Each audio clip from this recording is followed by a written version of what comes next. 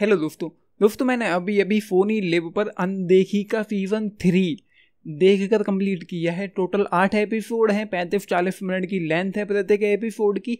And let me tell दोस्तों, मैं कह सकता हूं कि मुझे इस सीजन 3 को देखकर काफ़ी मज़ा आया। सबसे पहले एक चीज़ कहना चाहता हूं, वो ग्रेट है। एंड वो ये है कि इस बार इस शो के जो कलर्स हैं, जो कलर ग्रेडिंग है, वो आउटस्टैंडिंग है, बेहतरीन है। पिछले दोनों सीजन्स ने मुझे इसीलिए डिसअपॉइंट किया था क्योंकि जो कलर्स हमको देखने को मिल रहे थे, जो सिनेमैटिक एक्सपीरियंस हमको देखने को मिल रहा था, वो मुझे नेचुरल नहीं लग रहा था। पिछली बार कलर्स अच्छे नहीं थे, इस बार कलर्स ग्रेट हैं। उसके बाद 8 एपिसोड तक ये शो आपको पूरी तरह से हुक एंड बुक करके बांध कर रखता है। कहीं पे भी मुझे पेसिंग को लेकर, राइटिंग को लेकर या फिर लेंथ को लेकर कोई भी इश्यूज देखने को नहीं मिले। शुरू होते ही आप इजीली इन्वेस्ट हो जाओगे क्योंकि पिछले दोनों सीजन आपने देखे हुए हैं। मैं इजीली इन्वेस्ट हो गया था शुरू होते ही। एंड उसके बाद शो चलता जा रहा है एंड कहीं पर भी मुझे ऐसा नहीं लगा कि मैं जरा भी डिस्कनेक्ट हो रहा हूँ या डिस्ट्रैक्ट हो रहा हूँ या किसी चीज़ को लेकर कुछ इशू हों।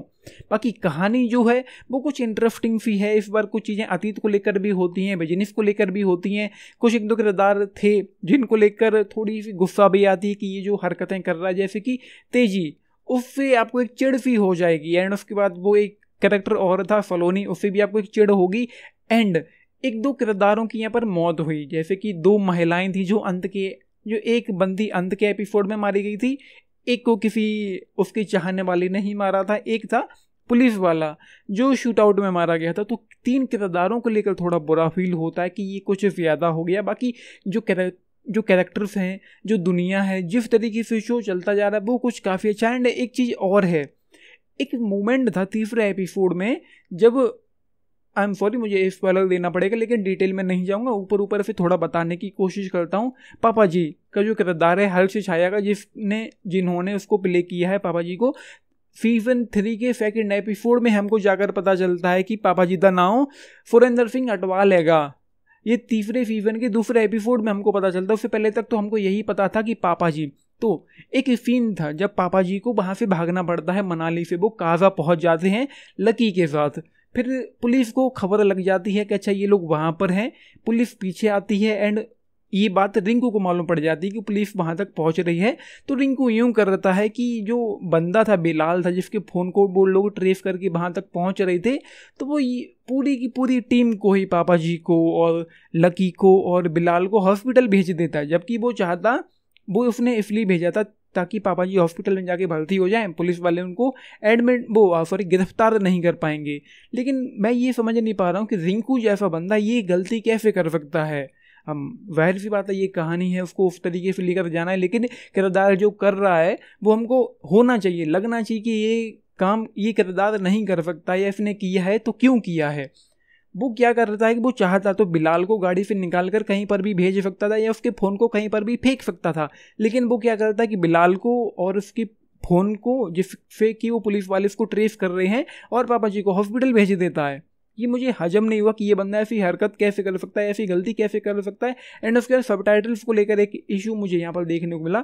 मैं फोनी लिव की टीम से पूछना चाहता हूँ पर्सनली कि क्या आप लोगों को गाली सुनने में शर्म आती है, या गाली सुनने में शर्म नहीं आती, लिखने में शर्म आती है? जब आपने एक शो बनाया जिसमें भर भर के गाली हैं, फिर आप सबटाइटल्स में स्टार्स क्यों लगा रही हो, जैसे कि वो गाली हो ही ना। अगर आप ये सोच रहे हो कि बच्चे पढ़ेंगे तो भाई बच्चे सुनेंगे भी, तो उसका भी तो आपको ख्याल रखना चाहिए। या तो गाली रखो ही मत, और रखो तो सबटाइटल्स में ये स्टार्स लगाने का मतलब क्या है। बाकी जो किरदार, एक दो नए कैरेक्टर्स की एंट्री होती है जिनको अगेन थोड़ा बहुत ठीक ठाक डेवलप किया गया है, जो भी हो रहा है वो कुछ अच्छा चल रहा है। एंड उसके बाद एक मोमेंट और था, शुरुआती सेकंड एपिसोड में ही था अगर मैं गलत नहीं हूँ। तेजी प्लान करती है कि पापा जी की नज़रों से रिंकू को गिराना है ना, अगले सीन से ही वही होने लगता है, पापा जी का भरोसा उठ जाता है रिंकू से। तो वो सारी चीज़ें हैं कहानी को लेकर। ये कुछ एक मैं कहूँ कि पॉलिटिक्स चलती रहती है जो तेजी यहाँ पर चलाती रहती है, उसका बिजनेस का लेकर है जो भी है। फिर यहाँ पर वरुण घोष की एंट्री हो जाती है। ज़्यादा डिटेल में नहीं जाएंगे, लेकिन वही पुराना वाला जो मर्डर हुआ था उस लड़की का, उसी को लेकर काफ़ी कुछ यहाँ पर चलता रहता है। तो एक चूहे बिल्ली का खेल जैसा फील होता है शुरुआत में, फिर अंत में जाकर कुछ किरदारों को लेकर। अच्छा, एक चीज़ और है जो मैं बताना चाहता हूँ, मेरे लिए पहले ही समझ में आ गया था, स्पॉइल हो गया था शो ख़त्म होने से पहले ही। एक सीन था जब हमको पता चलता है, जहाँ पे हमको मालूम पड़ता है कि पापा जी को किसी के सपने आते हैं एंड वो महिला है कोई, एंड यहाँ पर नए कैरेक्टर की राजवीर की एंट्री हुई है, वरुण बडोला ने जिसको प्ले किया है। तो मैं समझ गया था कि ये बंदी जिसके उनको सपने आ रहे हैं वो जरूर वरुण बडोला का कोई ना कोई कनेक्शन होगा, क्योंकि तब तक हमको वरुण बडोला के बारे में कुछ भी अच्छे से जानने को नहीं मिलता कि वो बंदा कौन है या मनाली में ही आने का उसका रीज़न क्या था। तो इस तरीके की कुछ चीज़ें हैं। वो हाँ, ये जरूर है कि पहले एपिसोड से लेकर अंत तक इस शो ने मुझे बांध कर रखा, होक एंड बुक करके रखा। पेसिंग को लेकर, राइटिंग को लेकर कुछ भी इशूज नहीं है, कुछ भी स्लो पेसिंग जैसा नहीं है, मतलब बोर हो ही नहीं सकते। एंड अंत के 2 एपिसोड में कुछ गोलीबारी भी होती तो वो भी कुछ अच्छा है। तो ये बाकी एक्टिंग तो लगभग सभी की ही बेहतरीन है, चाहे वरुण बडोला हो, एज राजवीर सिंह, देवेंदु भट्टाचार्य हो, हर्षी छाया हो, पापा जी। भाई वो बंदा उन्होंने फाड़ के रख दिया है, मतलब सभी नहीं फाड़ के रखा है। पापा जी, हर्षी छाया है यार, हमेशा ही आपको एक वक्त आएगा जब आपको इरिटेशन होगी, ये बंदा बिना पिए उसी तरीके से बहकता है, मतलब क्या ही है। सुबह उसको ऑक्सीजन में दारू मिलती है क्या, मतलब वो बिना पिए ही बहकता रहता है, उसी लिहाज में रहता है, हमेशा गालियां देना, उल्टा सीधा बकना एंड तो वो कुछ है। बाकी सूर्य शर्मा, रिंकू अटवाल जिन्होंने इसको प्ले किया है, भाई मज़ा आ जाता है उनको देखकर। बाकी तो एक्टिंग लगभग सभी की अच्छी है। तो मैं ये कहूँगा अंत में कि पिछले दोनों सीजन आपको पसंद आए थे, देखे हुए हैं, तो सीजन 3 भी इजीली देख लेंगे। नहीं देखा तो मुझे लगता है कि अनदेखी एक शो है, ट्राई करना चाहिए। सोनी लिव पर अवेलेबल है। पिछले दोनों सीजन में 10 एपिसोड हैं, 8 तीसरे सीजन में 8 एपिसोड हैं। तो मुझे मज़ा आया इसको देख कर। एंड मैं कह सकता हूँ कि कुछ धमाकेदार सा हुआ यहाँ पर, कुछ अच्छा लगा।